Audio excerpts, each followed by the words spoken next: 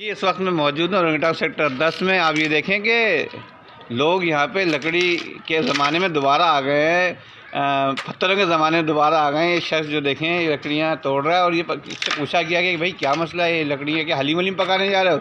इसने कहा नहीं भाई, गैस नहीं आ रही है और ये मैं लकड़ियाँ जमा करके इससे खाना पकाया जाएगा। जी खालिद भाई, क्या कहेंगे आप? क्या है ये, क्या कर रहे हैं आप? ये क्या कहेंगे, हम तो खुद इस बेकार दुनिया में रह रहे हैं। कोई पुरसाने हाल नहीं है दुनिया में।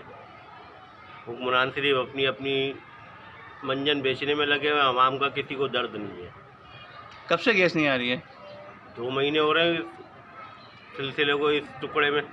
तो ये लकड़ियाँ कहाँ से लेकर आए और ये क्या ढूंढ ढांड के लाते हैं इधर उधर से। अच्छा, ये खालिद भाई थे 10 नंबर ओरंगटांग सेक्टर 10 में। बल्कि पूरे कराची का यही हाल है कि जी लोग अब लकड़ियों के ज़माने में वापस आ गए हैं, पत्थरों के ज़माने में वापस आ गए हैं। सिविल सदर्न गैस कंपनी के मैनेजिंग डायरेक्टर से गुजारिश है, खुदा इस जानिब नज़र कीजिए। सिंध गवर्नमेंट के जो करता धरता है हुक्मरान है, उनसे गुजारिश है कि प्लीज़ इस हवाले से आवाम की दादरसी कीजिए, प्लीज़, वरना तो आवाम दोबारा किसी को मुंतखब किए बग़ैर, घरों से बाहर निकले बग़ैर अपने काम में लगी रहेगी। देखिए जैसे ये काम में लगे हुए हैं। तो मेरी गुजारिश है तमाम सिंध गवर्नमेंट के जितने भी लोग हैं, मुंतखब लोग हैं, जो भी मुंतखब हुए, उनसे गुजारिश खुदा इस हवाले से कुछ कारकर्दगी दिखाइए ताकि आवाम को सुकून का सांस मिल सके।